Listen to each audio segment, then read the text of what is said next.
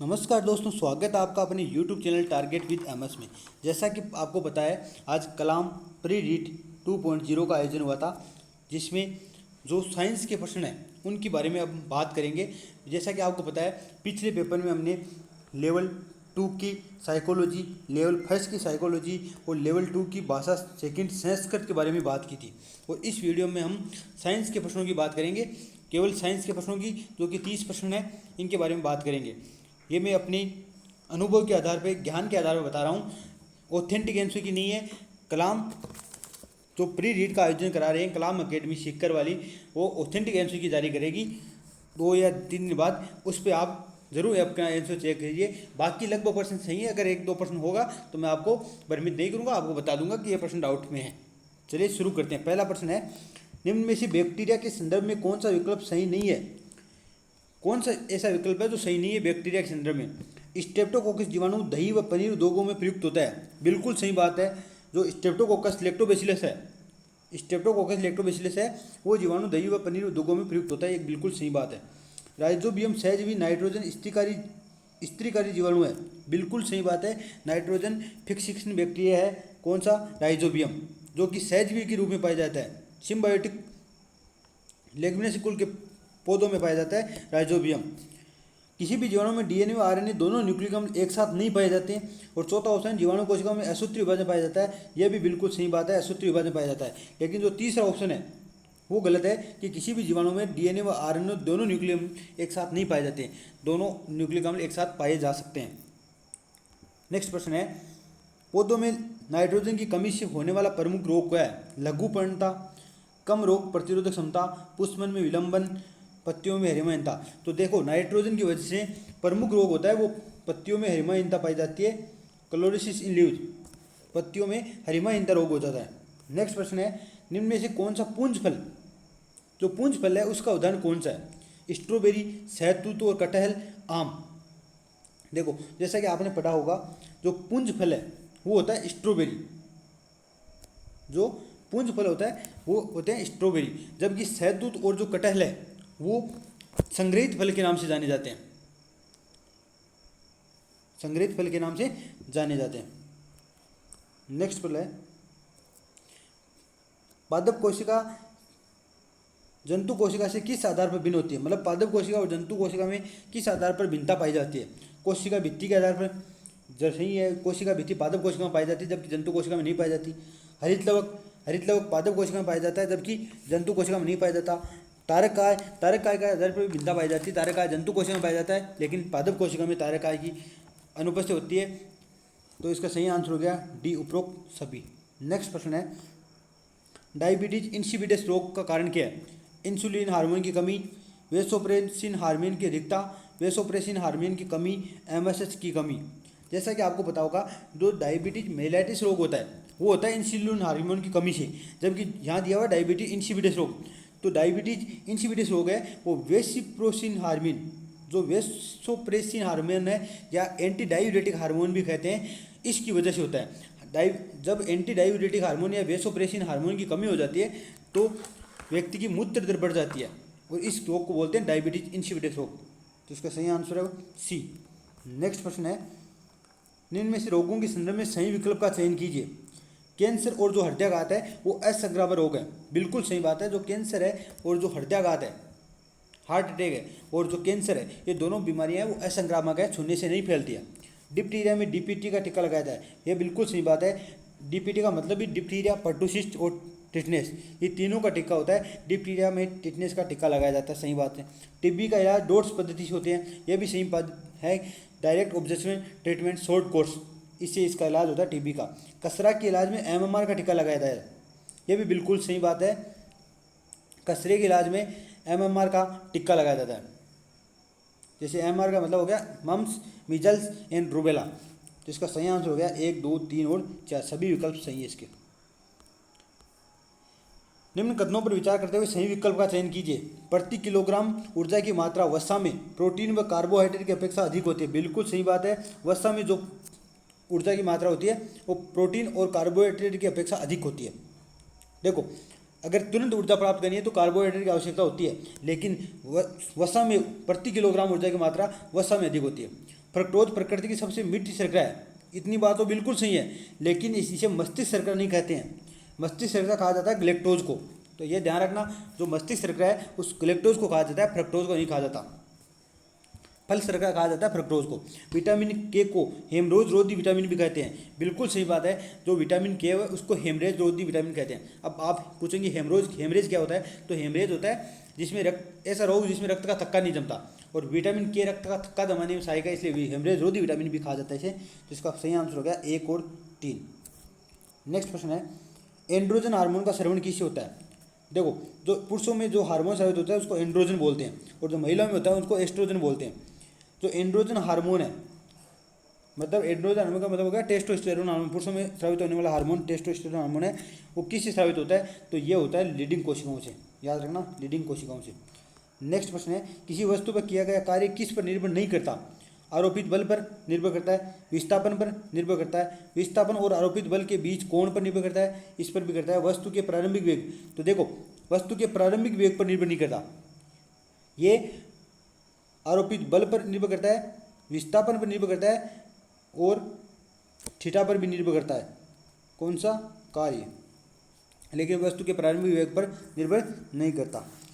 राहुल एक जादुई दर्पण के सामने बैठा है और वह देखता है कि उसका सिर वास्तविक आकार से बड़ा है। देखो, यह प्रश्न है, अप्लाइड प्रश्न है। एक जादुई दर्पण के सामने बैठा है, ये कोई ऐसा जादुई दर्पण है जिसमें 3 अलग अलग दर्पण लगे हुए हैं। उसका आकार तो बड़ा दिखाई दे रहा है, मतलब वास्तविक आकार से बड़ा दिखाई दे रहा है। और आपको पता होगा, जो उत्तल दर्पण होता है उसमें वास्तविक आकार से छोटा दिखाई देता है प्रतिबिंब, जबकि अवतल दर्पण में वास्तविक आकार से बड़ा दिखाई देता है जब वस्तु पास में होती है। तो इसका मतलब पहला तो हो गया अवतल दर्पण। शरीर का मध्य भाग समान आकार का, आपको पता है समान आकार का समतल दर्पण में दिखाई देता है, तो दूसरा ऑप्शन हो गया समतल दर्पण। और तीसरा है पैर है वो वास्तविक आकार से छोटी हो गई है, मतलब इसका मतलब उत्तल दर्पण नीचे लगा हुआ है, ऊपर लगा हुआ है अवतल, बीच में समतल और नीचे उत्तल, मतलब तीनों दर्पणों का मिश्रण है। विभिन्न दर्पणों के संयोग का क्रम ऊपर से नीचे की ओर किस प्रकार है? तो ये अवतल, समतल और उत्तल। नेक्स्ट प्रश्न है, 30 डिग्री सेंटीग्रेड का मान कितने डिग्री फ़ारेनहाइट के तुल्य होगा? तो 30 डिग्री सेंटीग्रेड का मान है वो कितने डिग्री फ़ारेनहाइट के तुल्य होगा? तो ये आप निकाल सकते हैं, डिग्री सेंटीग्रेड अपॉन 5 बराबर डिग्री फ़ारेनहाइट माइनस 32/9। इसे आप निकाल लेना, 86 डिग्री फ़ारेनहाइट आएगा। नेक्स्ट प्रश्न है, विद्युत चुंबकीय प्रेरण की परिघटना किसी वस्तु को आवेशित करने की प्रक्रिया है? नहीं, किसी वस्तु को आवेशित करने की प्रक्रिया नहीं है। किसी कुंडली में विद्युत धारा प्रवाहित होने के कारण चुंबकीय क्षेत्र उत्पन्न करने की प्रक्रिया है, यह भी सही नहीं है। कुंडली तथा चुंबक के बीच की जो सापेक्षिक गति होती है उसके कारण कुंडली में जो प्रेरित विद्युत धारा होती है उसको उत्पन्न करती है विद्युत चुंबकीय प्रेरण की घटना। आपको भी पता होगा कि जो कुंडली और जो चुंबक होते हैं उनके मध्य जो सापेक्षिक गति होती है उसके कारण विद्युत चुंबकीय प्रेरण उत्पन्न होता है, और इससे विद्युत प्रेरित धारा उत्पन्न होती है, जिसे विद्युत प्रेरित विद्युत धारा कहते हैं। नेक्स्ट प्रश्न है, भारत में प्रत्यावर्ती धारा की आवृत्ति कितनी होती है? तो ये होती है 50 हर्ट्ज। ये आपकी 6th क्लास की बुक में दी हुई है। निम्न में किस ग्रह का परिभ्रमण पृथ्वी के परिभ्रमण दिशा के विपरीत होता है? तो जैसा कि आपको पता होगा, शुक्र और अरुण 2 ऐसे ग्रह हैं जिनका परिभ्रमण पृथ्वी के परिभ्रमण की विपरीत दिशा में होता है। तो इसमें शुक्र ऑप्शन में नहीं है, अरुण ऑप्शन में है, तो इसका ऑप्शन होगा Arun. Mass of 1 atom of oxygen, मतलब ऑक्सीजन के जो एक परमाणु का भार है वो कितना होता है? तो 1/6.023 अपॉन इंटू 10⁻23 ग्राम, या 16/6.023 गुणा 10⁻23 ग्राम, या 32/6.023 गुणा 10⁻23 ग्राम, या 8 माइक्रोन। तो ऑक्सीजन का जो एक परमाणु का भार होता है उसमें ऑक्सीजन का अणुभार बट्टा अवोगाद्रो संख्या से निकाला जाता है। तो ऑक्सीजन का अणुभार होता है 16 और इसका अवोगाद्रो संख्या होती है 6.023 इंटू 10⁻23। तो इसका सही आंसर हो गया बी। नेक्स्ट प्रश्न है, 2KClO3 सॉलिड स्टेट में है और जब इसको हीट गर्म किया जाता है और उत्प्रेरक दिया जाता है तो ये 2KCl + 3O2 में टूट जाती है। उपरोक्त अभिक्रिया के लिए कौन सा कथन सत्य है? ये एक वियोजन अभिक्रिया तथा इसमें ऊष्मा उत्पन्न होती है। देखो, वियोजन अभिक्रिया तो है लेकिन इसमें ऊष्मा उत्पन्न नहीं होती, इसका मतलब ये गलत हो गया। ये एक संयोजन अभिक्रिया है, संयोजन अभिक्रिया नहीं है, ये तो टूट रहे हैं, वियोजन अभिक्रिया है। ये एक वियोजन अभिक्रिया है और ऊष्मा शोषी है, ये बिल्कुल सही है क्योंकि इसमें ऊष्मा दी जा रही है और जिसमें ऊष्मा दी जाती है उसको ऊष्मा शोषी कहते हैं। तो इसका सही आंसर हो गया सी। नेक्स्ट प्रश्न है, निम्न कथनों पर विचार कर सत्य गुण का चयन कीजिए। सोना शुद्ध द्रव्य का उदाहरण है। बिल्कुल सही बात है, सोना एकदम शुद्ध द्रव्य का उदाहरण है। जो हम आभूषण बनाने के लिए सोने का उपयोग करते हैं उसमें तांबा जैसी अशुद्धियाँ मिलाई जाती है, और जो शुद्ध सोना होता है वो 24 कैरेट का सोना होता है। लेकिन जो आभूषण बनाने के लिए यूज किया जाता है वो 22 कैरेट का होता है, क्योंकि शुद्ध सोना होता है वो एकदम तरल होता है, इसलिए इसको ठोस बनाने के लिए उसमें कुछ अशुद्धियाँ मिलाई जाती है। नेक्स्ट लाइन है, ठोस अवस्था में संपीड़ितता सर्वाधिक होती है। बिल्कुल गलत बात है, क्योंकि ठोस अवस्था में संपीड़ितता सर्वाधिक नहीं होती, सर्वाधिक संपीड़ितता होती है गैस अवस्था में। प्लाज्मा अवस्था विद्युत की कुचालक होती है, यह भी गलत है। जो प्लाज्मा अवस्था है वो विद्युत की सुचालक होती है, और ठोस का आयतन निश्चित होता है, यह बिल्कुल सही बात है, ठोस का आयतन निश्चित होता है। इसका मतलब इसमें दो कथन सत्य है, 1 और 4, तो इसका सही आंसर हो गया डी।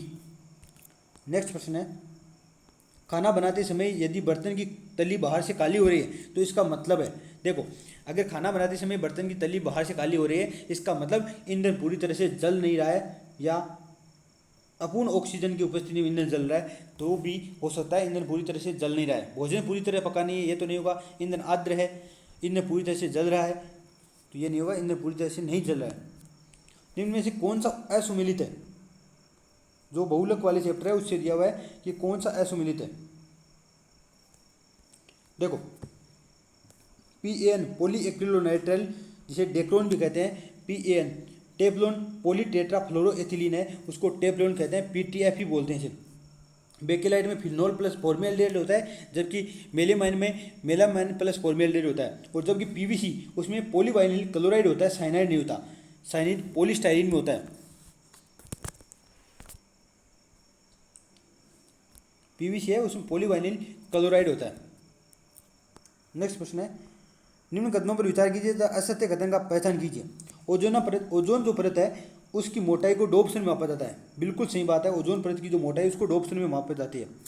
संपीड़ित प्राकृतिक गैस का मुख्य घटक प्रोपेन व ब्यूटेन है, यह गलत बात है, क्योंकि जो CNG है संपीड़ित प्राकृतिक गैस है, कंप्रेस्ड नेचुरल गैस है, उसका मुख्य घटक होता है CH4 मीथेन, जबकि LPG का होता है मुख्य घटक प्रोपेन और ब्यूटेन। हरित गृह प्रभाव के लिए उत्तरदायी जलवाष्प है CO2O N2O, ये जलवाष्प, ये तीनों होते हैं हरित गृह प्रभाव के लिए उत्तरदायी होते हैं। विनाइट्रिक जीवाणु नाइट्रोजन को नाइट्रेट में बदलते हैं, ये गलत बात है, नाइट्रोजन को नाइट्रेट में नहीं बल्कि नाइट्रेट को नाइट्रोजन में बदल देते हैं, वे विनाइट्रिक जीवाणु कहलाते हैं। इसका सही आंसर हो गया पहला और तीसरा। नेक्स्ट प्रश्न है, जलाशय में होने वाली घटना शैवाल ब्लूम, जैसा कि आपको पता होगा RBC बुक से पेपर बनाया गया है, और ये RBC बुक में उल्लेख है इनका। जो शैवाल ब्लूम है वो निम्न में से क्या प्रमुख प्रभाव पड़ता है? इसका क्या प्रभाव पड़ता है? जल में ऑक्सीजन की अधिकता हो जाती है, जल में CO2 की अधिकता हो जाती है, जल में ऑक्सीजन की कमी हो जाती है, जल में अम्लता बढ़ जाती है। देखो क्या होता है शैवाल ब्लूम, जब जलाशयों में फॉस्फेट और जो नाइट्रेट आयन है, जब फॉस्फेट और नाइट्रेट वाले ऐसे अम्ल यौगिक डाले जाते हैं जलाशयों में, तो इसकी वजह से शैवाल में अत्यधिक वृद्धि हो जाती है, और ये शैवाल जल में घुली हुई ऑक्सीजन का उपयोग करता है, इसलिए जल में ऑक्सीजन की कमी हो जाती है। तो इसका सही आंसर क्या हो गया? C। नेक्स्ट प्रश्न है, निम्न में से कौन सी फसल का जोड़ा मिश्रित फसल कृषि हेतु उपयुक्त है? देखो जो भी मिश्रित फसल होगी उसमें 2 फसलें होगी, तो दोनों फसलों के लिए शर्तें क्या है कि एक फसल लंबी होनी चाहिए, एक फसल बोनी होनी चाहिए।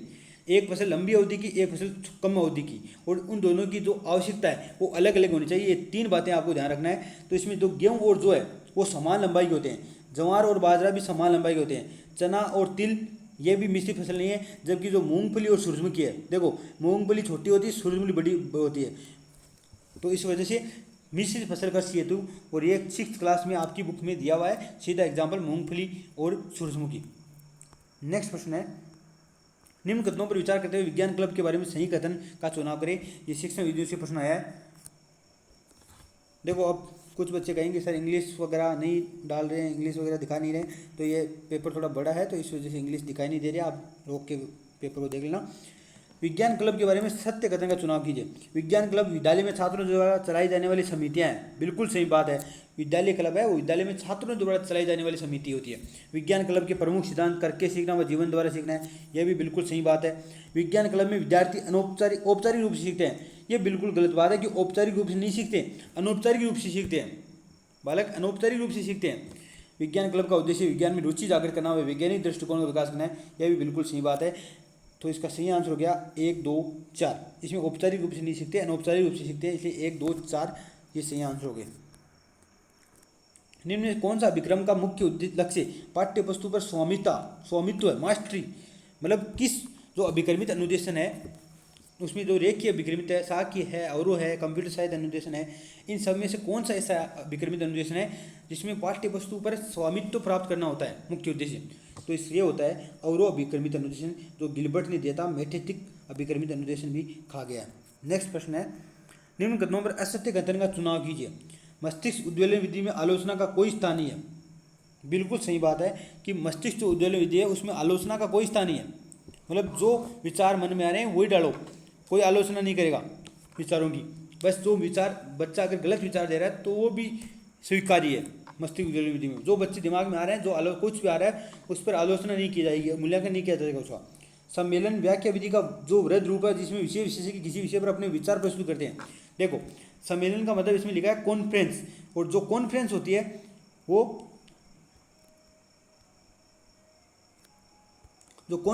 है वो व्याख्या विधि का वृहद रूप है जिसमें विषय किसी विषय विचार प्रकट करते हैं। संभागी निष्क्रिय श्रोता होते हैं, नहीं, जो कॉन्फ्रेंस होती है उसमें संभागी सक्रिय श्रोता होते हैं, सुनते भी हैं और अपना विचार प्रकट भी करते हैं। पर्यवेक्षित अध्ययन विधि में अध्यापन कराने की बजाय मार्गदर्शक एवं पथ प्रदर्शक की भूमिका निभाता है। बिल्कुल सही बात है।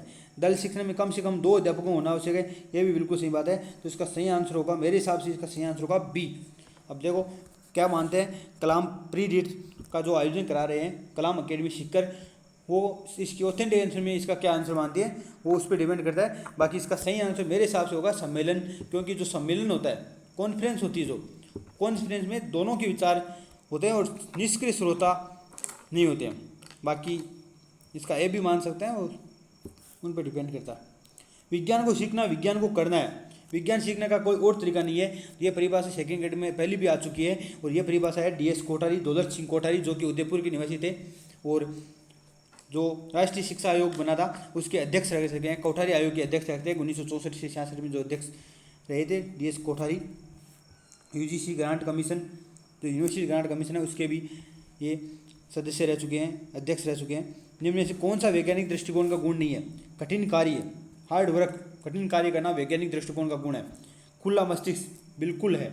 जिज्ञासा की प्रवृत्ति बिल्कुल है। समस्याओं के प्रति व्यवहार में वस्तुनिष्ठा, कौन सा वैज्ञानिक दृष्टिकोण का गुण नहीं है?